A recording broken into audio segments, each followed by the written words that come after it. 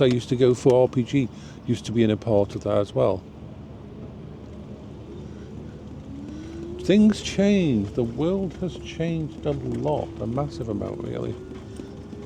So what I want to do is cross over, but I'm waiting to find a actual curb, because the wheels on the Quingo aren't the biggest wheels you find on a thingy. There is better ones for going up and down curbs, but it is pretty good if I need to, but it's quite jarring to going up and down thingy. So I always prefer to try and find a way that doesn't have that.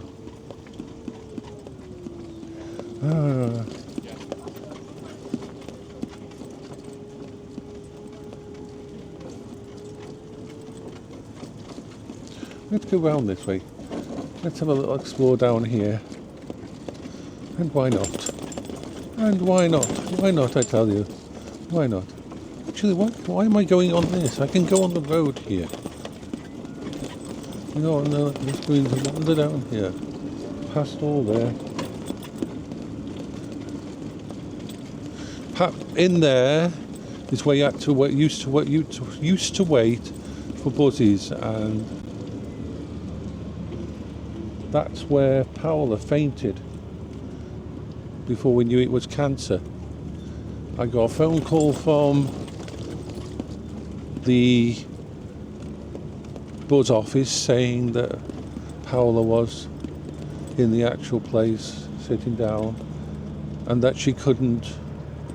Oh, I thought I stopped the video. Damn it, I forgot to stop the video. I was going to stop the video and then I got distracted, didn't I? So it just automatically gone on to the next version. So okay, it just would have cut off. So yeah. So that's when we first knew something was wrong. But no one thought it was cancer. No one believed it was cancer because she was 21. I was 26. You don't think cancer at that age. You really don't. Even the doctors didn't think it was cancer. It was, they thought she had a bad back, because one of the first things, apart from fainting and feeling bad, was she actually had pain in her legs. Now, we didn't know, but the pain in her legs was actual, because her bone marrow was pretty much going out of sync and some of it was dying and going weird. That's what the pain was.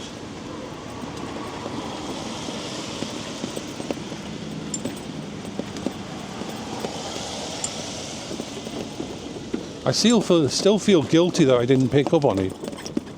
I know rationale. I know that I did my best. Rationale, I know that. But I remember that morning. I remember the morning that we found out it was cancer. It was a Saturday morning.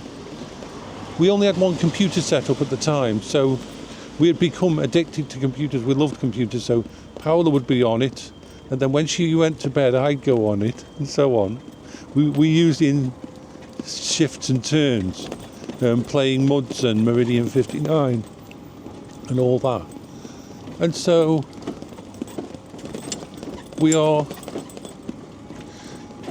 I've just come off the computer and Paola's got up. She's looking like death, basically. But we've been to the hospital.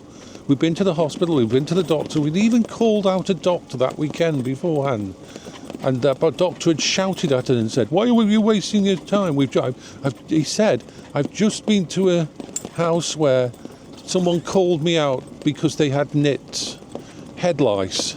And he was equating that to my wife coughing and looking like death on the actual thingy. And that, I wish you'd remember that fucking guy's name, because I would have done a complaint about that doctor. Because one day later, Saturday morning, we were at home and Paola started coughing.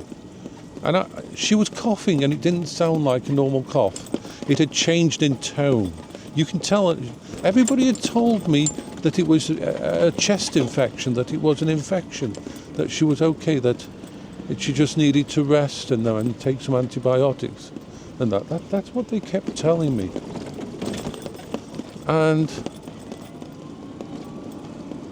so I didn't know any better at the time, so I was trusting the fucking doctors, wasn't I? I was just trusting the doctors.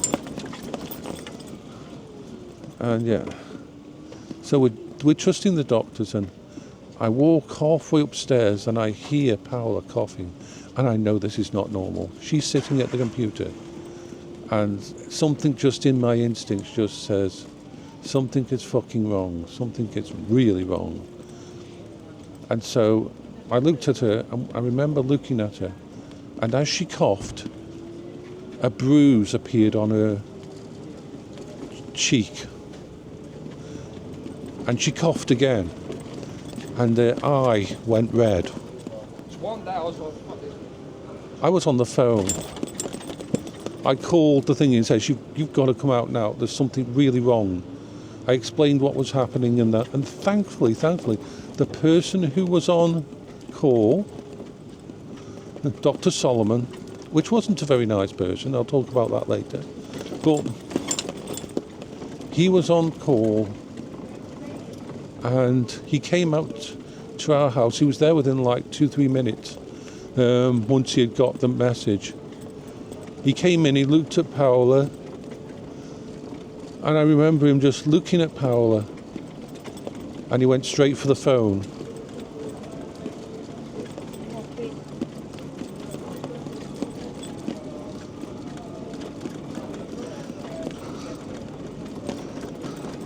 Yeah. And the phone, sorry, there's a lot of people here and it's bothering me. He went on the phone and he called the number. I think he was calling directly. He wasn't calling 999. He was calling directly to the hospital. I didn't know, but he was a sort of a specialist in leukemia and that. And so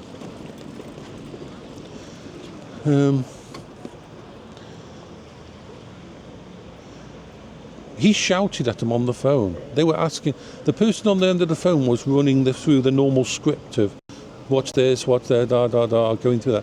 I said, listen, get that fucking ambulance out now. I don't care what you do, but get an ambulance here now. This person is in trouble. And he must have had such authority in that while he would then, she instantly on the other side of the phone sent the ambulance straight away.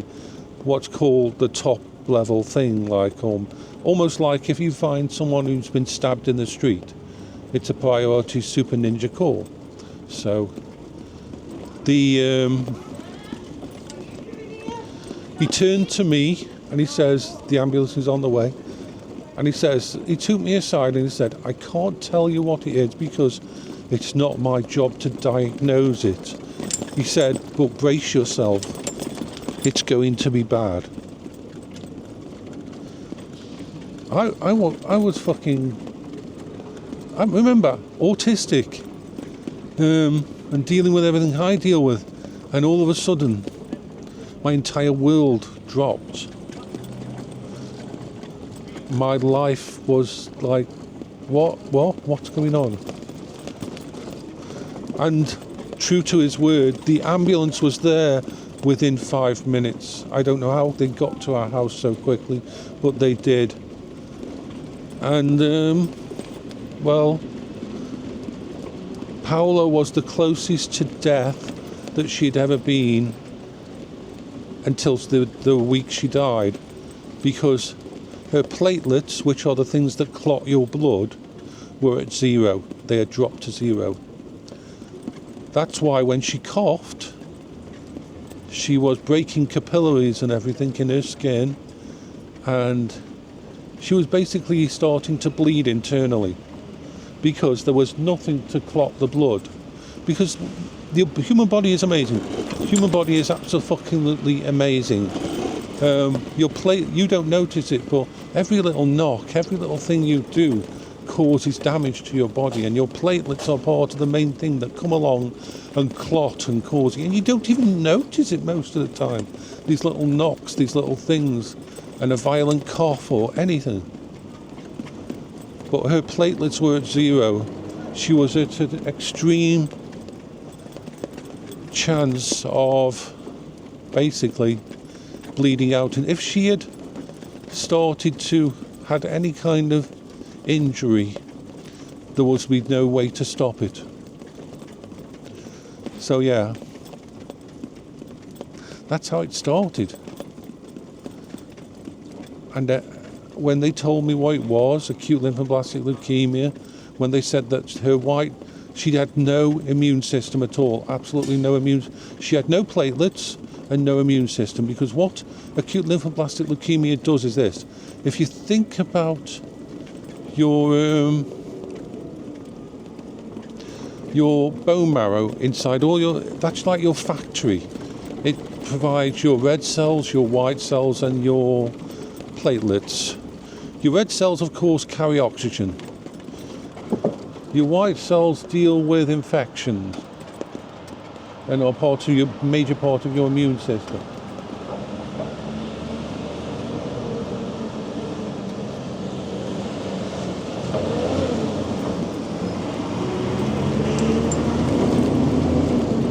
And so when you get leukemia of this kind, your body, those factories that create your cells go out of whack.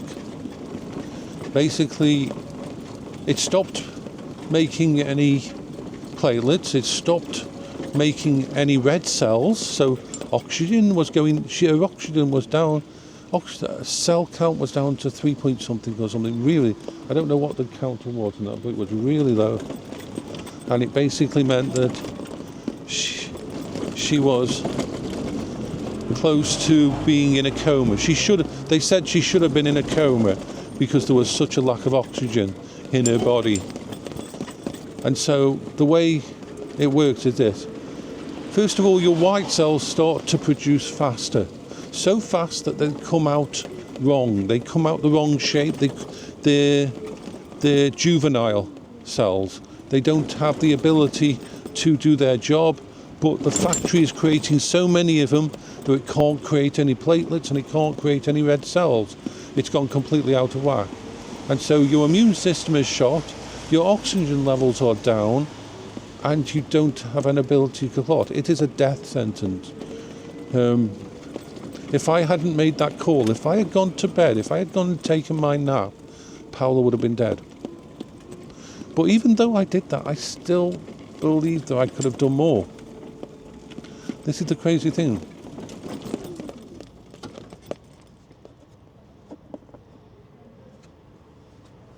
So, let's sort out the few things because we're almost at Tesco. So, let's see. They put 9 pints of blood and I think 3 pints of platelets into her body. They couldn't do anything about her immune system. That had to be just try to figure that out. But her immune system was completely shot, but everything else slowly. And every day after I left the hospital, I went back to the library and I read up on leukemia. I became a fucking expert on it. So much of an expert that by after the 18 years of Paola's illness and that, the actual professor that we were under would ask my opinion. Because Paola's cancer was very rare. It's first of all, it's a childhood leukemia, so mostly you get it as a child, you don't get it as an adult. And secondly, you don't.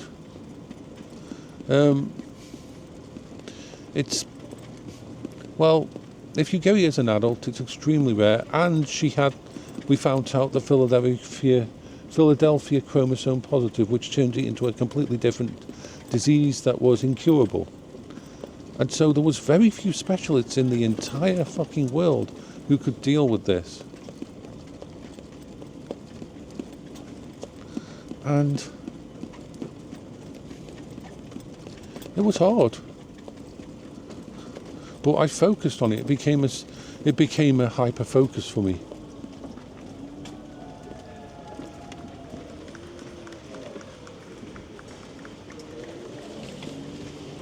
What's going on here? Why is it like that? What's going on here?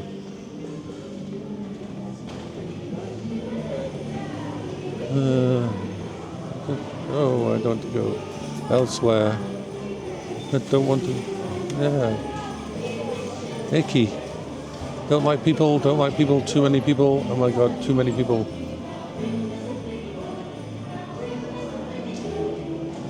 Gotta get out of here. Sorry, yeah.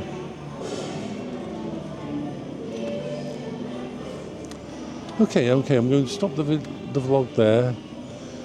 Nice quiet place. I don't like it when there's lots of people. So let me stop this. So